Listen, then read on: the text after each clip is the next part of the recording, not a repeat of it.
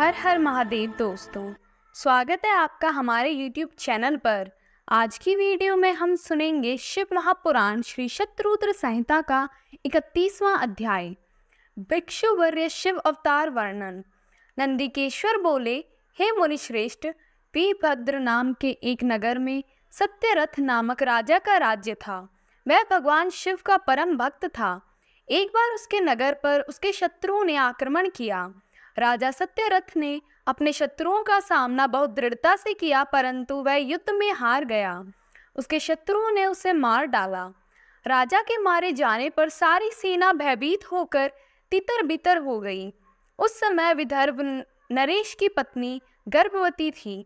जब रानी को सारी बातें ज्ञात हुई तो अपने प्राणों की रक्षा के लिए उसने रात में ही नगर छोड़ दिया। भगवान शिव का स्मरण करते हुए रानी पूर्व दिशा की ओर चली गई।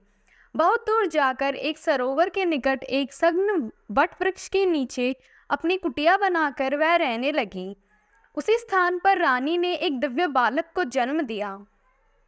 एक दिन रानी अपने पुत्र को कुटिया में ही लिटाकर सरोवर से जल लेने गई तो वहां उसे एक घड़ियाल ने पकड़ लिया।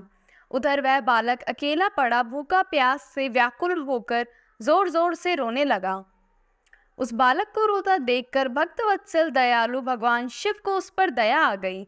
उन्होंने एक गरीब ब्राह्मणी को प्रेरित कर उस स्थान पर भेजा। वह विधवा ब्राह्मणी उस स्थान पर पहुंची जहां वह बालक रो रहा था। उसको देखकर ब्राह्मणी का दिल द्रवित हो उठा। वह उस बालक के विषय में सोचने लगी कि अब इस बालक का क्या होगा। तभी भगवान शिव स्वयं भिक्षु का रूप धारण कर वहां पहुंच गए और ब्राह्मणी से बोले, हे ब्राह्मणी, अपने मन में आने वाली शंका दूर करो। इस छोटे से बालक को उठा लो और उसे अपना पुत्र मानकर इसका पालन करो। तब उनके वचन सुनकर वह ब्राह्मणी बोली, ब्राह्मण, मैं तो स्वयं इस बालक को पालने के बारे में ही सोच रही थी, परंतु मेरा मन शंकित था। अब आपने मेरी दुविधा दूर कर दी है। अब मैं अवश्य ही इस बालक की माता बनकर इसे पालूंगी। पर मैं आपसे इतना जानना चाहती हूँ कि आप कौन हैं और कहाँ से आए हैं? यह बालक किसका है और इस सुनसान जंगल में कैसे आ गया है? भिक्षुवर, आपको देखकर मेरा मन बार बार यह कह रहा है कि आप दया और करुणा के सागर भगवान शिव हैं, जो अपने भक्त की रक्षा के लिए यहाँ आए हैं। मैं भी आपकी माया से मार्ग में भटककर यहाँ आ गई हूँ। मैं जानती हूँ कि आपकी कृपा से इसका अवश्य ही कल्याण होगा। उस गरीब ब्राह्मणी की बातें सुनकर भिक्षु रूप धारण किए भगवान शिव बोले, हे ब्राह्मणी, यह बालक विदर्भ नगर के नरेश सत्यरथ का पुत्र है, जिसे उसके शत्रुओं ने युद्ध में हराकर मौत के घाट उतार दिया है। सत्यरथ की गर्भवती पत्नी नगर से भागकर यहाँ आ गई है। इस बालक को जन्म देने के पश्चात वह सरोवर में जल पीने गई तो वहीं उसे घड़ियाल ने अपना आहार बना लिया। शिवजी के वचनों को सुनकर ब्राह्मणी फिर प्रश्न करती हुई बोली, भगवान, किस कारण से यह बालक अनाथ और बंधुहीन हो गया है? बालक के पिता सत्यरथ को शत्रुओं ने क्यों मार दिया और किस लिए शिशु की माता को घड़ियाल ने खा लिया? मेरा स्वयं का पुत्र भी गरीब और निर्धन है, भला इसको कैसे सुख प्राप्त होगा? ब्राह्मणी के इन प्रश्नों को सुनकर भक्तवत्सल भगवान शिव अपने उसी भिक्षु रूप में बोले, हे देवी, राजा सत्यरथ अपने पूर्व जन्म में पांड्य देश के श्रेष्ठ राजा थे। वे सदैव शिव धर्म का पालन करते और भक्तवत्सल से उनकी आराधना करते थे। एक दिन प्रदोष काल में जब राजा भगवान शिव का पूजन कर रहे थे, उसी समय नगर में कोलाहल मचा। राज्य में विद्रोह फैलने की आशंका से राजा ने पूरा पूजा बीच में ही छोड़ दिया। सैनिकों ने जिसे राजद्रोही के रूप में राजा के सामने ला खड़ा किया, वह और कोई नहीं, उसी राजा का एक सामंत था। उसे देखकर पांड्य राज क्रोध में अपना आपा खो बैठे और उस सामंत का सिर कटवा दिया। प्रदोष पूजन के समय जो समाप्त किए बिना राजा ने भोजन भी नहीं लिया। इसी तरह राजकुमार ने भी प्रदोष पूजन किए बिना भोजन कर लिया और सो गया। वह पांड्य राज इस जन्म में विदर्भ राज हुआ।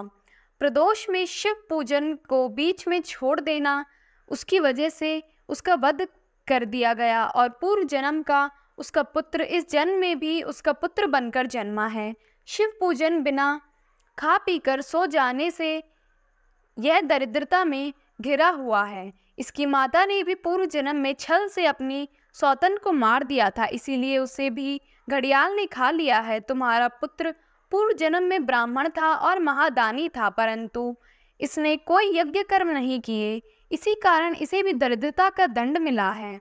इन दोनों पुत्रों के दोषों को दूर करने के लिए तुम भगवान शिव की शरण में जाओ, वे ही तुम सबका कल्याण करेंगे।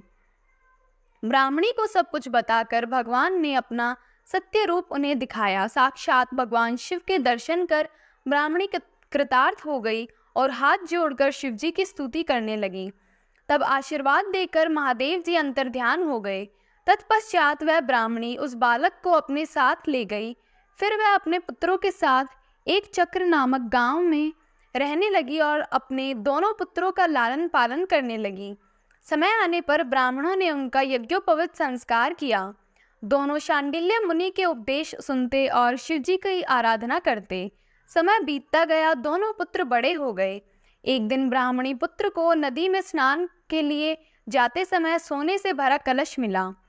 उस सोने के कलश से उनकी गरीबी दूर हो गई। फिर भी वे नियम से शिव जी की आराधना करते। एक दिन वे वन में गए।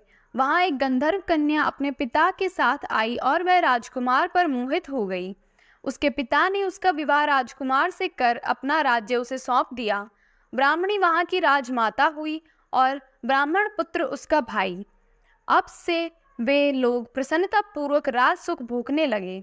भगवान शिव का भिक्षुवर्य अवतार पुरुषार्थ का साधक और अभिष्ट फल देने वाला है। ओम नमः शिवाय।